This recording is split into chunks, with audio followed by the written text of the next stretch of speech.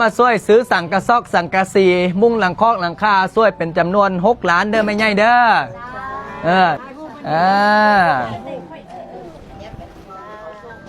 ให้เป็นบุญกุศลโอ้อันนี้ได้เหรียญค่ำพร้อมเนาะได้เหรียญเฮ็ดจะได้ละลิ้นจังใดอันนี้ลิ้นอะไรจังใดนางล่อแล้วค่ะแล้วตัวนี้เป็นลูกหมูถ้าตัวใดใกล้ลูกนี้นะคะอ๋อก็เลยได้เหรียญค่ำบุได้นี่แหละออกตนยันโยมเมื่อไรชีวิตของคนเฮาน่ะชีวิตของคนเฮาน่ะขนาดเขาเจ้า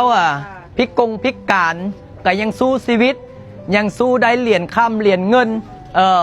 ยังสู้ได้มีผลงานมีผลงานก็คือเป็นเหรียญที่ได้จากการกีฬาแข่งขันนี่แหละชีวิตของคนเฮาน่ะถึงแม้ว่าล้มก็ต้องลุกทุกข์ก็ต้องทนจนก็ต้องสู้อยู่ให้เป็นและก็เย็นให้พอทุกสิ่งทุกอย่างให้เบิ่งเป็นธรรมะมองเป็นธรรมะบางคนเนาะมีตีนมีมือมีครอบมีครัวบ่สู้ชีวิตแต่อันนี้เขาเจ้าสู้ชีวิตถึงแม้ว่าบ่มีหยังกะย่ามีใจถึงแม้จะเป็นคนนั่งพิการแต่ก็สู้ชีวิตเนาะเพราะฉะนั้นแล้วออกตนญาโยมทั้งหลายพระอาจารย์อยากให้ออกตนญาโยมได้เบิ่งผู้นี้เนาะถึงแม้ว่าตีนมือบ่สะดวกบ่สบายแต่ก็สู้ชีวิต